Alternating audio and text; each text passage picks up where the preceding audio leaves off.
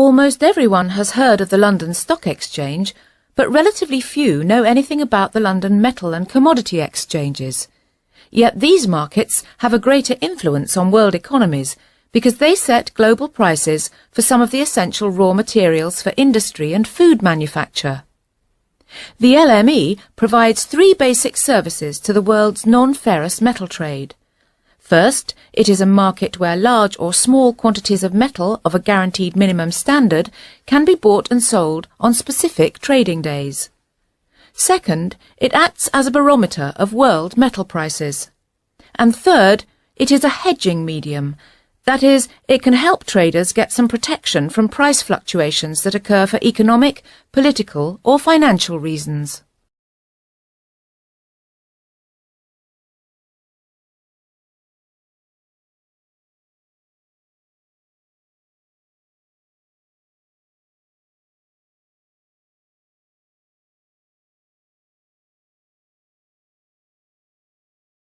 Before the beginning of the 1900s, the only way to obtain pearls was by collecting very large numbers of pearl oysters from the ocean floor by hand. The oysters, or sometimes mussels, were brought to the surface, opened and searched. More than a ton of these had to be checked in order to find just 3 or 4 quality pearls. Divers often descended to depths of over 100 feet on just one single breath. Now, of course, this exposed them to hostile creatures and dangerous waves, not to mention drowning. In some areas, divers put grease on their bodies to conserve heat, and they held a large object, like a rock, to descend, so they didn't have to exert effort going down. Today, pearl diving has pretty much been supplanted by cultured pearl farms. Particles are implanted in the oyster to encourage the formation of pearls, and this allows for more predictable production. The divers who still work do so mainly for the tourist industry.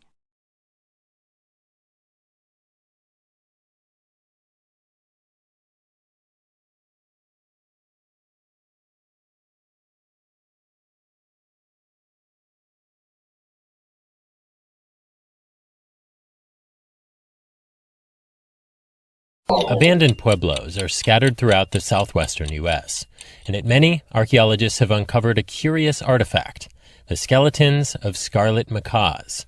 The bird's bright red feathers are known to have been an important status symbol, a signifier of prestige, for people throughout the American tropics and the Southwest, both in the ancient world and today. But macaws are a tropical bird, whose range never extended north of today's U.S.-Mexico border. So how did the Pueblo people obtain the birds? To examine the bird's origin, scientists sequenced mitochondrial DNA found within macaw bones from 2 sites in New Mexico, Chaco Canyon and the Mimbres region. Turns out nearly 3/4 of the birds had identical mitochondrial genome sequences, meaning the ancient birds came from the same maternal line. That suggests they were all the products of a breeding operation, perhaps in modern-day northern Mexico, rather than a random collection of wild-caught birds.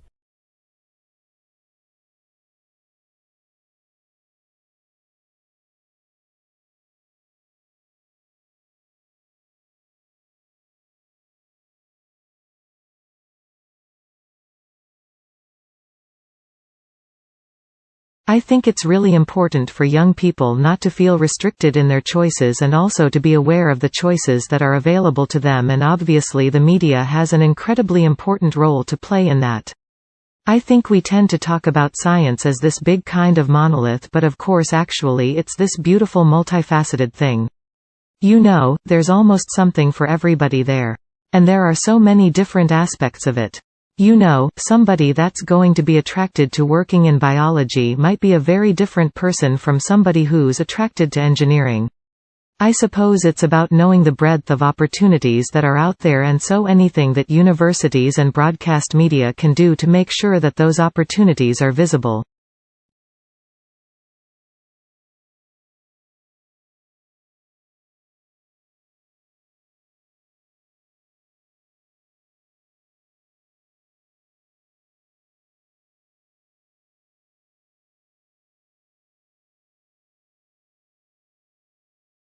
What is nanotechnology?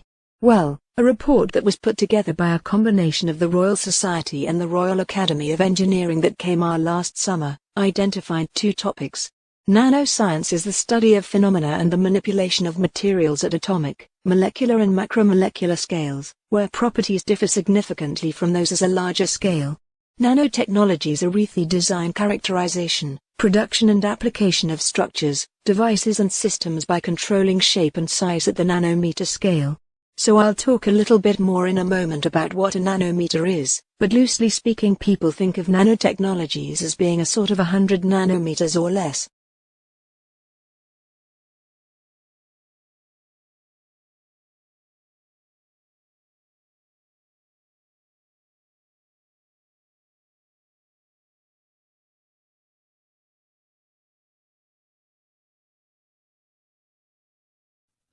Along the way, we have built unashamedly beautiful buildings, 2 of which have won and been runner-up in the prestigious United Nations World Habitat Award, the first time an Australian building has received that international honor. We rely on older concepts of Australian architecture that are heavily influenced by the bush. All residents have private verandas which allow them to socialize outdoors and also create some defensible space between their bedrooms and public areas. We use a lot of natural or soft materials and build beautiful landscape gardens.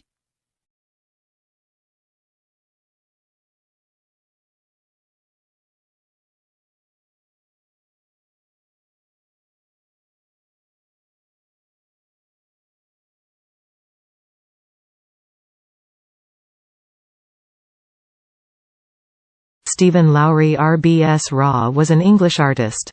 Many of his drawings and paintings depict Pendlebury, Lancashire, where he lived and worked for more than 40 years, and also Salford and its surrounding areas. Lowry is famous for painting scenes of life in the industrial districts of northwest England in the mid-20th century.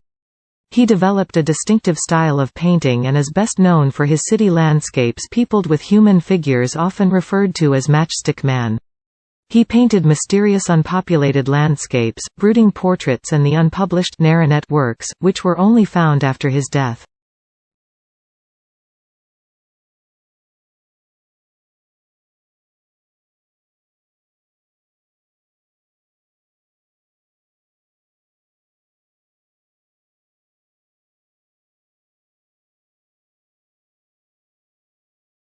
Brooke and her colleague Mark Newman studied who swapped messages with whom on a popular online dating platform in the month of January 2014. They categorized users by desirability using PageRank, one of the algorithms behind search technology. Essentially, if you receive a dozen messages from desirable users, you must be more desirable than someone who receives the same number of messages from average users. And then they asked, how far out of their league do online daters tend to go when pursuing a partner? I think people are optimistic realists. In other words, they found that both men and women tended to pursue mates just 25% more desirable than themselves. So they're being optimistic, but they're also taking into account their own relative position within this overall desirability hierarchy. And the study did have a few more lessons for people on the market. I think one of the take-home messages from the study is women could probably afford to be more aspirational in their mate pursuit.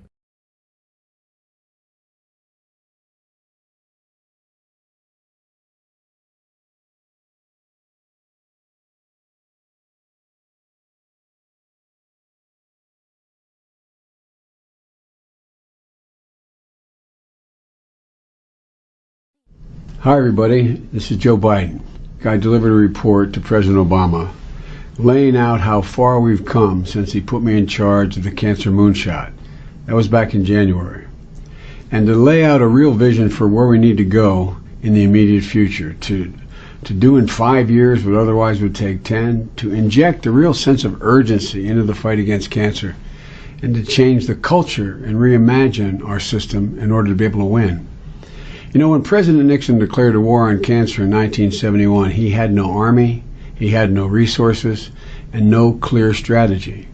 But after 45 years of progress, funding research, training scientists and physicians, and treating millions of patients, we now have an army.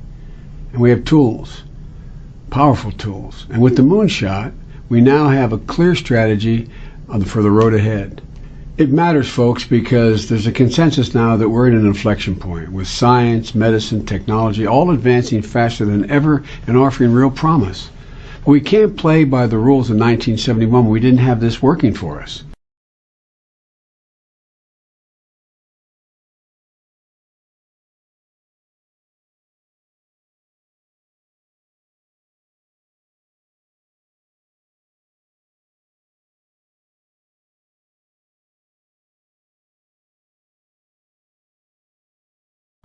Hi everybody.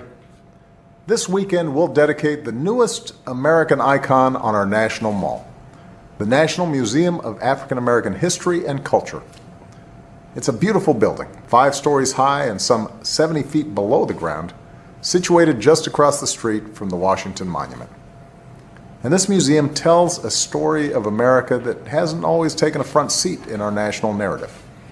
As a people, we've rightfully passed on the tales of the giants who built this country, but too often, willful or not, we've chosen to gloss over or ignore entirely the experience of millions upon millions of others. But this museum chooses to tell a fuller story. It doesn't gauze up some bygone era or avoid uncomfortable truths.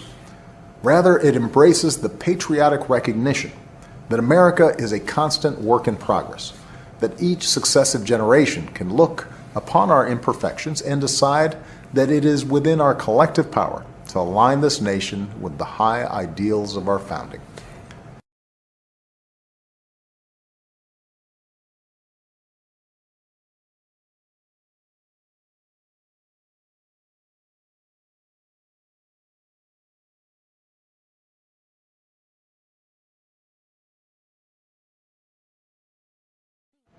There are a couple different stories you can tell about our economy. One goes like this. 8 years after the worst economic crisis of our lifetimes, our economy has created jobs for 71 straight months. That's a new record. Unemployment has fallen below 5%. Last year, the typical household saw its income grow by about $2,800, the biggest one-year increase ever. And the uninsured rate is at an all-time low. All that is true. What's also true is that too much of our wealth is still taken by the top. And that leaves too many families still working paycheck to paycheck without a lot of breathing room. There are 2 things we can do about this. We can prey on people's worries for political gain, or we can actually do something to help working families feel more secure in today's economy. Count me in the latter camp. And here's one thing that will help right away. Making sure more of our families have access to paid leave. Today, having both parents in the workforce is an economic necessity for many families. But right now, millions of Americans don't have access to even a single day of paid sick leave.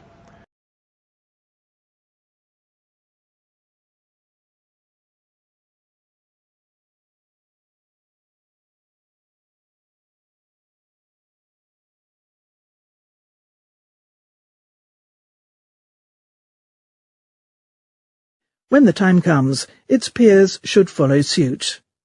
Of these, the European Central Bank faces the trickiest challenge, because it has acted as, in effect, the backstop to Eurozone bond markets, a mechanism that otherwise the currency bloc still lacks. But the main safety valve lies elsewhere, with banks and investors. Bitter experience has shown that debt-funded assets can magnify losses, causing financial crises. For this reason, banks must be able to withstand any reversal of today's high asset prices and low defaults. That means raising bank capital in places where it is too low, especially the Eurozone, and not backsliding on strenuous stress tests, as America's Treasury proposes. In the end, however, there may be no escape for investors from the low future returns and even losses that high asset prices imply. They and regulators should take a leaf out of The Intelligent Investor and make sure that they have a margin of safety.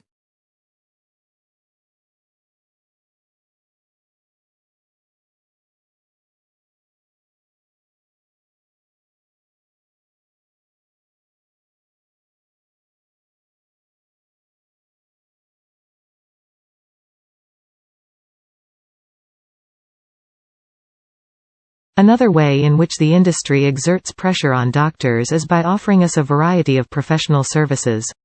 In one of these services, widely advertised to GPs, a company representative shows the practice manager how to use a company disc to trawl through the practice database, identifying patients with problems which might be treatable with the company's products. When that has been done, a company-sponsored nurse interviews the selected patients and draws up a management plan for the GP which, if approved by the doctor, attracts a Medicare item number. One of these companies proudly announces that over 65,000 patients were assessed in this way in 2005. What, one may ask, is a pharmaceutical company doing assessing patients? It is surprising that no government or professional body has stepped in to prevent this commercially sponsored program.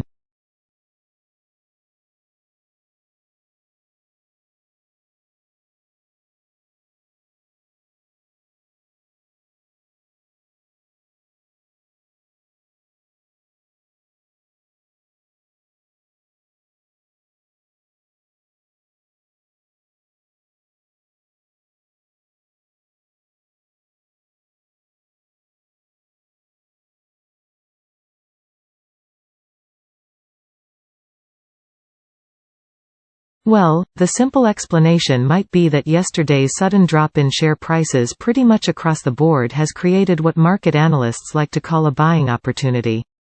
It tends to bring out investors to pick through the ruins, looking for bargains. Decision by investors that sellers got a little carried away with things, so the buyers have lifted all the major indexes today. The Dow, the Nasdaq, the S&P 500 were all up around 0.5% in early trading today, and that wasn't a big surprise. The sell-off continued somewhat. Overseas European markets remain fairly weak, along with many of the Asian markets. But you'll remember that all this started with a big plunge of around 9% on the stock market in Shanghai. Well, Chinese rebounded by around 4%.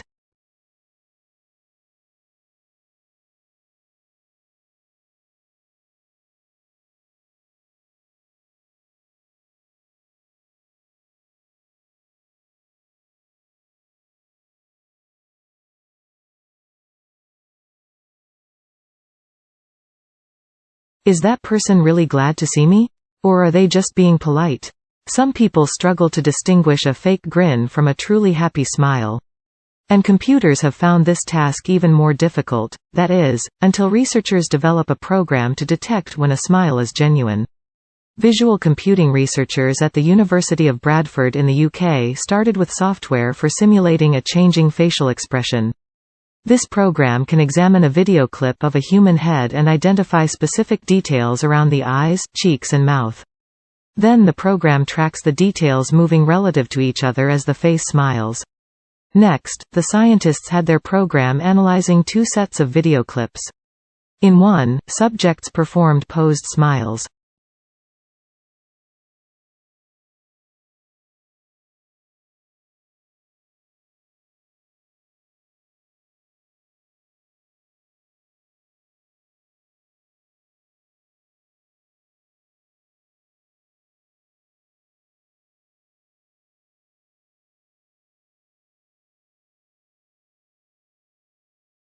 There are some 250 million cars in America, 250 million cars in a country with just over 300 million people. And most of those vehicles, of course, are gas-powered. This poses a huge challenge given the limited supplies of oil and the growing urgency of the global warming crisis.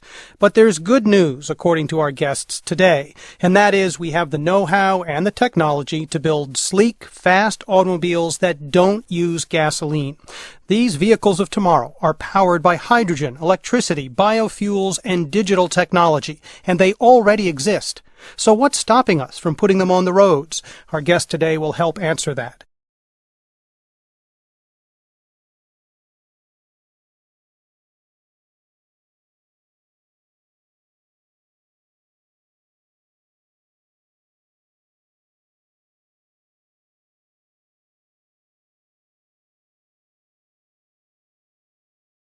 Originates out of a series of debates within criminology about the narrowness of the definition of crime, that essentially focuses on individual acts of harm, things like interpersonal violence, theft, so on and so forth. So the idea of social harm originally was to expand that notion of harm to encompass the harms that organizations and nation-states cause.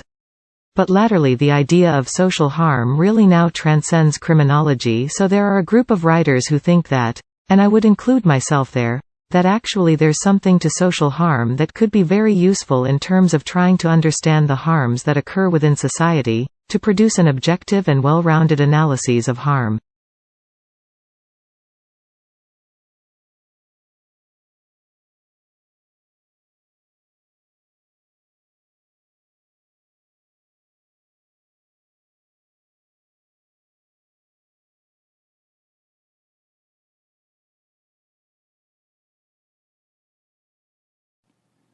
Those of you who've never heard of the term NeoLatin may be forgiven for thinking it's a new South American dance craze. If you're puzzled when I tell you it has something to do with the language of Romans, take heart. Over the years, many classes who have confessed they are not really sure what it is either. Some have assumed that they are so-called late Latin, written at the end of the Roman Empire. Others have supposed it must have been something to do with the Middle Ages. Or perhaps it's that pseudo-Latin, which my 5- and 7-year-old boys seem to have gleaned from the Harry Potter books, useful for spells and curses that they zip one another with makeshift paper ash ones.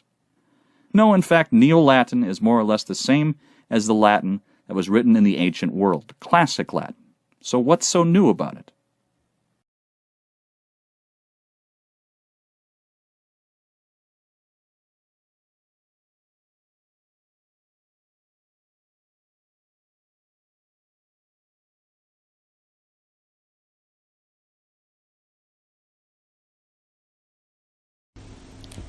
That brings us to the CEO's second duty, building everyone, or more accurately, building the senior team. All the executives report to the CEO, so it's the CEO's job to hire, fire, and manage the executive team. From coaching CEOs, I actually think this is the most important skill of all, because when a CEO hires an excellent senior team, that team can keep the company running. When a CEO hires a poor senior team, the CEO is up spending all of their time trying to do with the team and not nearly enough time trying to do with other elements of their job. The senior team can and often does develop the strategy for the company, but ultimately it's always the CEO who has the final go-no-go decision on strategy.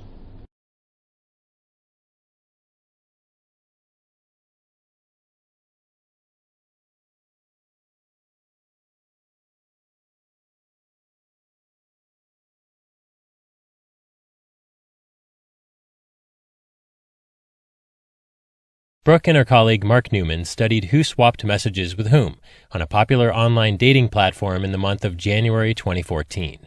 They categorized users by desirability using PageRank, one of the algorithms behind search technology. Essentially, if you receive a dozen messages from desirable users, you must be more desirable than someone who receives the same number of messages from average users.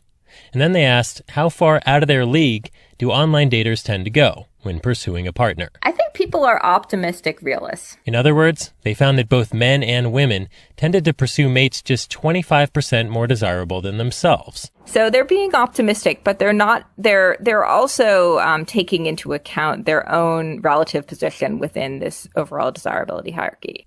And the study did have a few more lessons for people on the market. I think one of the take-home messages from the study is women could probably afford to be more aspirational in their mate pursuit.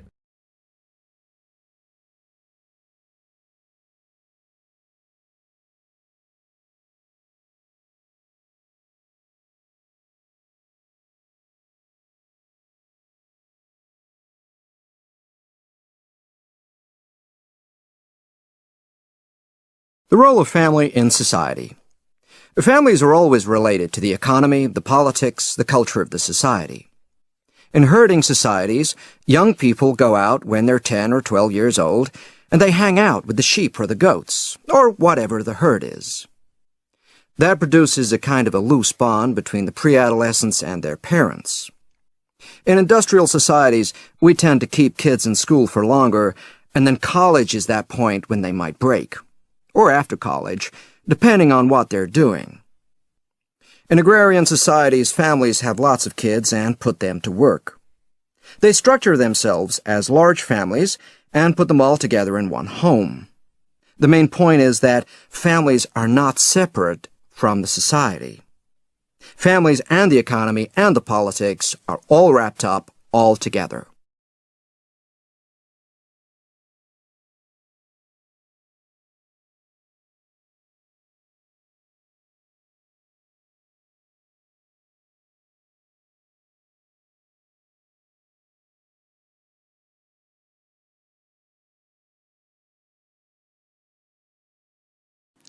Now that story has been scotched as a part of a contingency planning, but it was a symptom of the dramatic turn of events in South Australia, and it flushed out other remarks from water academics and people like Tim Flannery, indicating that things were really much worse than had been foreshadowed even earlier this year.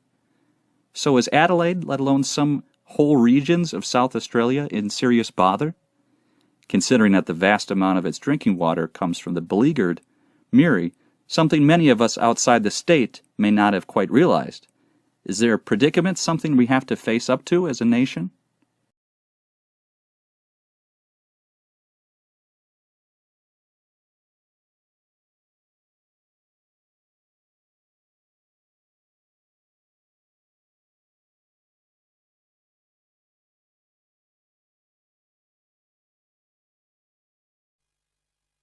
It's been a challenging decade for the music industry, with a significant decrease in sales. For years, little action was taken against illegal downloads, with few effects for downloaders. However, two new approaches are seeing positive results. Firstly, the industry is working with internet service providers to slow an illegal downloader's connection. Secondly, it's working directly with digital music websites. In Sweden, 3 out of 5 illegal file sharers have cut back or stopped, with half of these people moving to legal websites supported by advertisements.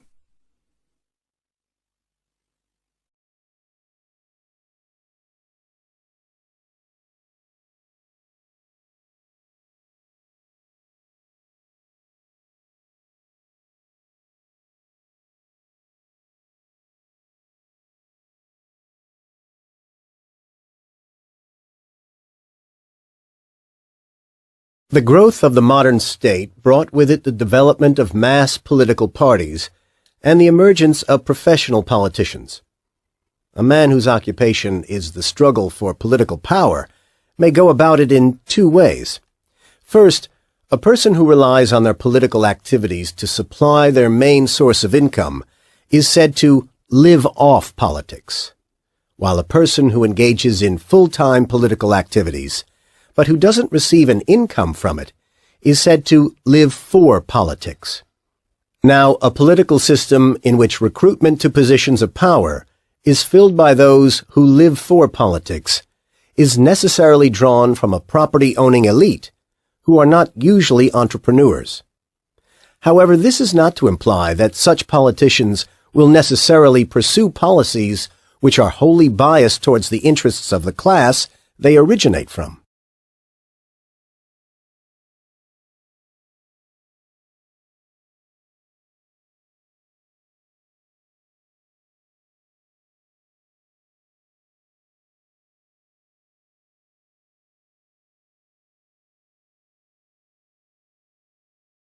The assignment that I'm going to set for the holiday period is one that we've given students for a number of years.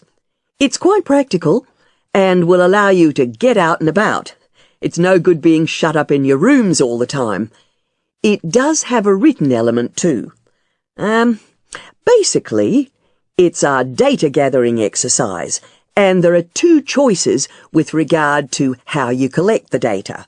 We'll go through those in a moment. I'm also going to give you a link to an internet site that is, well, it's critical that you review this before you do anything, as it provides a lot of guidance on data presentation, both in terms of how you plot it, its diagrammatic form, and also its description, which has to be clear.